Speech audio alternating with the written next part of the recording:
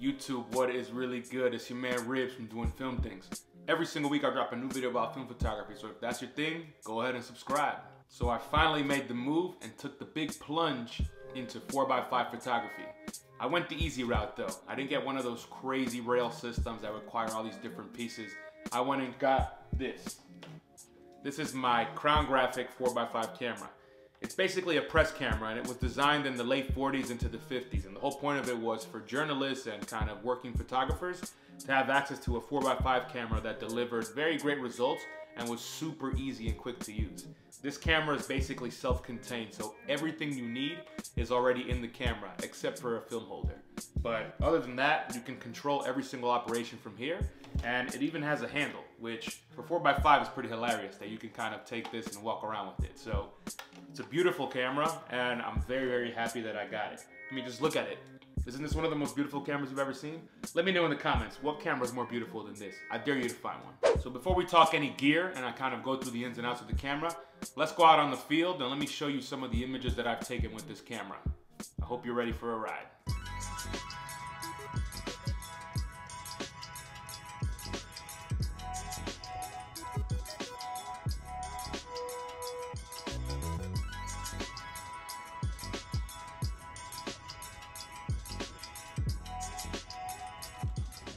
So took out my dark slide and flipped it and was gonna put it in just before taking the shot, just as a protective measure, and I think I jammed the sheep that was inside.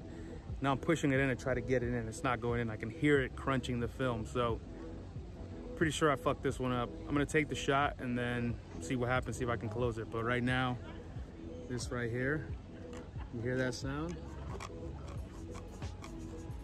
That's film crunching on here, so this 4x5 life is tough, man. In case you're wondering what 4x5 film looks like in the daytime, that's it. So I only brought two, you know, the front and the back. So I'm just gonna wait. The skies are moving a bit, and at this point, I just wanna get one decent photo. So I'm just gonna wait a little bit, see what happens in the sky, and then take a shot and get out of here. But very disappointed already, because wasted shot. Hopefully the only one that I do take works. So far, I've been here for 35, 40 minutes, and I've taken 0 photos on 4x5. Fortunately, I brought my 35, but I don't know, we'll see.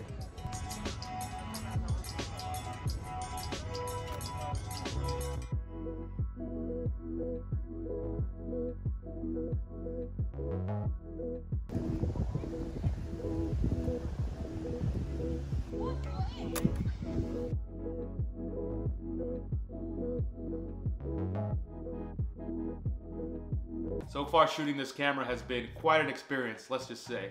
Out of the 5 total sheets of film that I've tried to expose, 2 have been completely ruined. Like, not even just a bad photo, but just completely ruined. So that's not a great percentage, especially because these film sheets are not cheap, and those are both Portra 400 sheets, so even more expensive. But nonetheless, the whole process is meant to kind of really introduce you to some of the basic ideas of photography.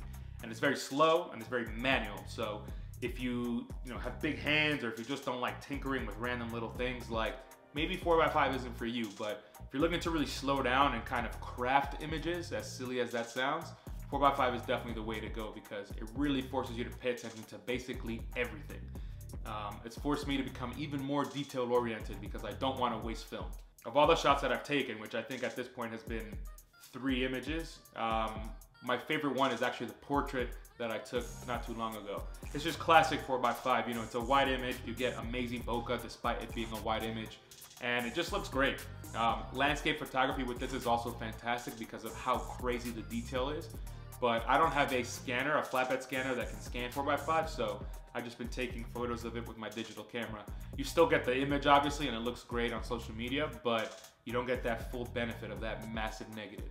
I also haven't contact printed any of these yet. Obviously, I don't have an enlarger that's big enough for 4x5, but I can always contact print, which is basically you put your negative directly on top of a sheet of printing paper, expose the light on the enlarger, and then you develop that paper, and you'll have a perfectly kind of focused and framed image as long as your negative is flat and flush on top of the paper. So I'll be doing that at some point soon, but just kind of wanted to give you an overview of what I'm doing right now. All right, so to start, let's talk about the lens on this camera.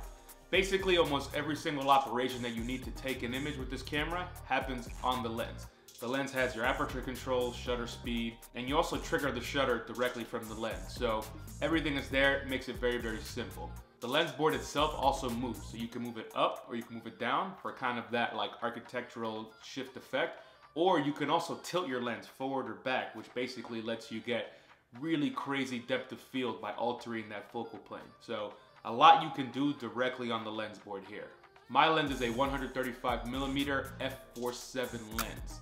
The 4.7, although that doesn't sound like very kind of open compared to smaller formats, for large format photography, that's pretty wide open.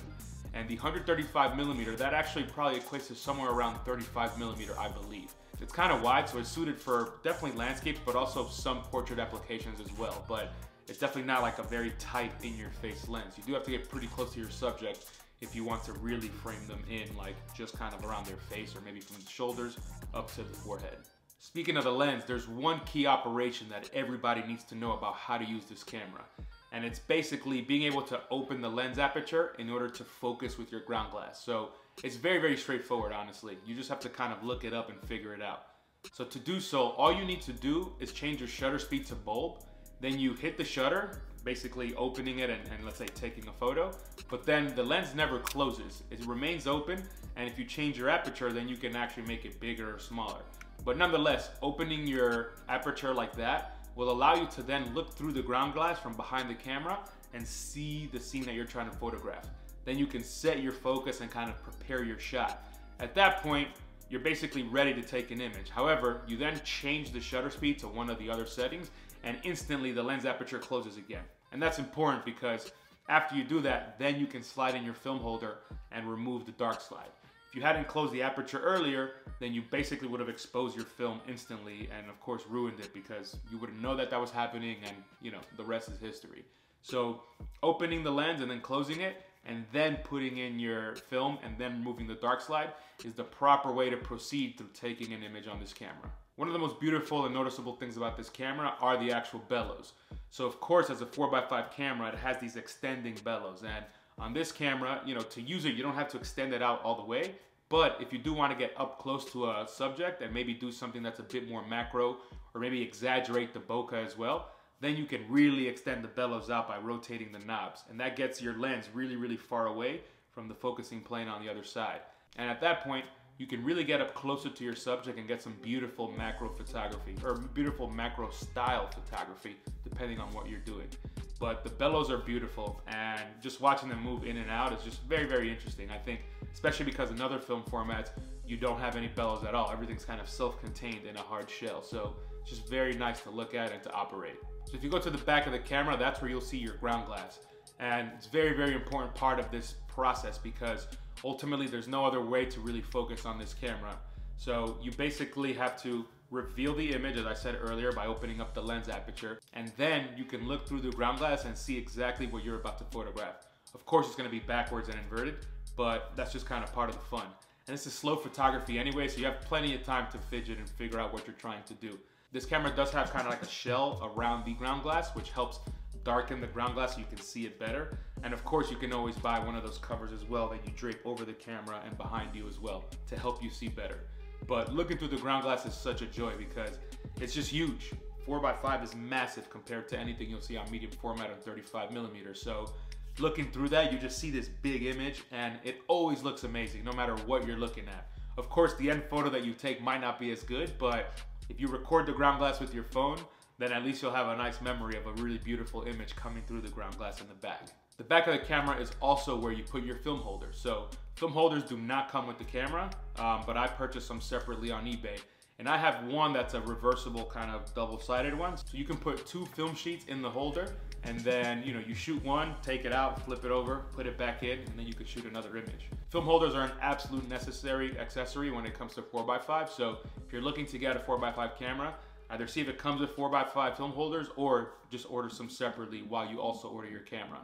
But the film holders is basically very important, and that's also where the rest of the operation of the camera happens. You make your image by playing with the lens in the front, but you do have to get your film to be exposed by properly slotting in the film holder with your sheets inside. So I'm really loving this camera, and I don't think I'm gonna use it all the time or very often at all, but for special portraits and special landscapes, it's definitely gonna be something that I pull out in addition to any other camera that I bring to that shoot. Very excited to see what else I do with this, so stay tuned because there's definitely gonna be a lot more 4x5 coming on this channel. I hope you enjoyed this video, and if you did, please like the video. It definitely helps out a bit. And don't forget to subscribe if you haven't done so already, so you can see more videos about 4x5 and about all the other stuff that I do. So thanks a lot for the support. Peace.